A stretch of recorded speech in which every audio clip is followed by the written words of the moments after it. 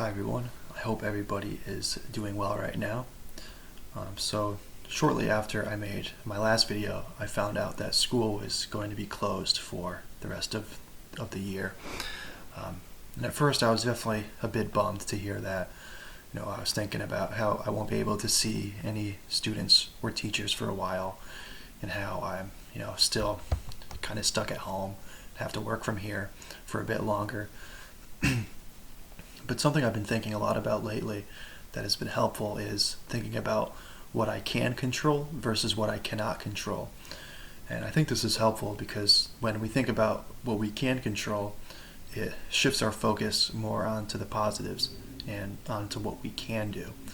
And I think it allows us to feel good about what we can accomplish with our days right now. There's a few things that we obviously cannot control right now. So one is the virus, right? Like, it just has to take its course. We can't step in and change it in any way or stop it. We just have to be patient with that. We also can't control when it'll be okay to go out into public more and, to be in groups and to be around our friends more. We have, a general idea of when that might be safe, but we just have to wait for people to make those decisions and rules around that sort of thing. That's out of our control. And also, how we have to do school is, we can't control that, right? We can't just say, "Oh, I'm going to go into school on these days," or "I'm just going to do school a different way." Right now, we just have the online platform and what our teachers provide us as far as school, and we have to just go with that. But I want to talk more about what we can control, because it turns out there's actually more that we have power over right now than you might think. So one is technology, right? How much time we spend on social media and watching TV. So there's a couple things with this. One is too much technology, right, becomes a distraction from other things or getting work done.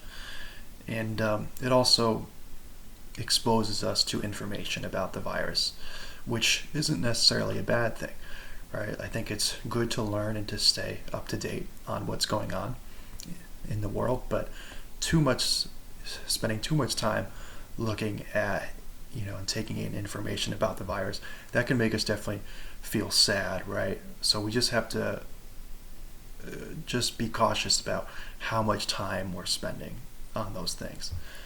And it's definitely not easy, right? Like, for adults too, we all have phones.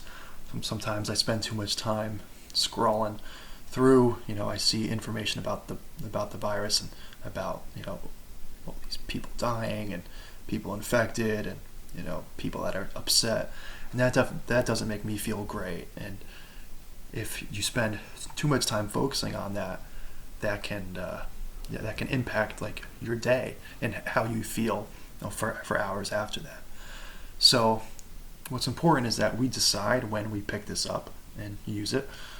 We decide how much time we spend on it, and we control and make that decision on when it's time to say, "Hey, I want to put this down to focus on something else, to what's next." So another thing we have control over is how we interact with others. So while we really aren't seeing people in person as much right now, we still can be kind, right? We still control the attitude we bring to a conversation, and we choose the words that we say. So with a friend, right, if we know a friend's having a hard time, we can still reach out over text or over the phone to check in to see how they're doing.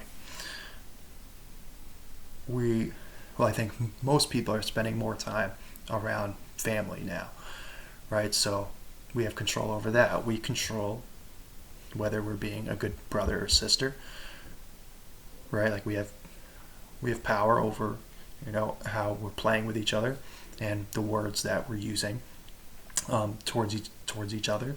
And same thing for for parents and teachers. We can bring a positive attitude towards our conversations with them, right? We can listen to what they say and do what they ask of us or not. Those things, still apply as we talk to each other, over the internet and phones and just within our families.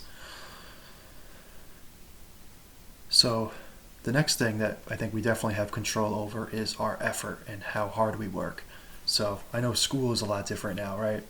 The assignments are probably different and what's expected of you is different, but we still control, the effort that we put forth on those tasks. We can ask ourselves, hey, am I trying as hard as like I know I can? Because school, isn't in person, doesn't mean that we can just sit back and say, oh, I don't care.